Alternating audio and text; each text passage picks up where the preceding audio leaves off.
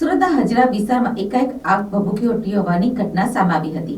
આ ઘટનાની જાણ થતાં જ તુરંત જ ફાયર સ્ટેશનની 4 ગાડીઓ ઘટના સ્થળે પહોંચી ગઈ હતી અને આગને કાબૂમાં મેળવવાનો પ્રયાસ કરવામાં આવ્યો હતો। સુરતના હજીરા વિસ્તારમાં આરજેડી ટેક્સટાઇલ પાર્કમાં પ્લાસ્ટિકના દાણા બનાવતી ફેક્ટરીમાં આગ લાગી હતી। 4 માળની આ ફેક્ટરીમાં જોતજોતામાં આગ ખૂબ જ ઝડપથી પ્રસરી ગઈ હતી। ચોથા માળમાં લાગેલી આ ત્રીજા માળ પર પણ પ્રસરી ગઈ હતી। આગના દ્રશ્યો એટલા ભયાનક હતા કે આસપાસના લોકોમાં પણ ડરનો માહોલ જોવા મળ્યો હતો। આ આગની જ્વાળાઓ બહાર સુધી દેખાતી હતી। ચોથા માળ બાદ ત્રીજા માળમાં પણ આગ ખૂબ જ ઝડપથી ઘસી ગઈ હતી।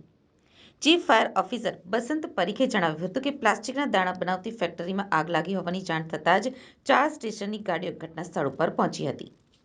અડાજણ, પાલ, મોરાભાગળ અને ઈચ્છાપુર ગેટની ગાડીઓ દ્વારા આગ ઉપર કાબૂ મેળવવાનું શરૂ થયું હતું। પ્લાસ્ટિકના દાણા હોવાના કારણે આગ ઉપર કાબૂ મેળવવું મુશ્કેલ બની જાય છે।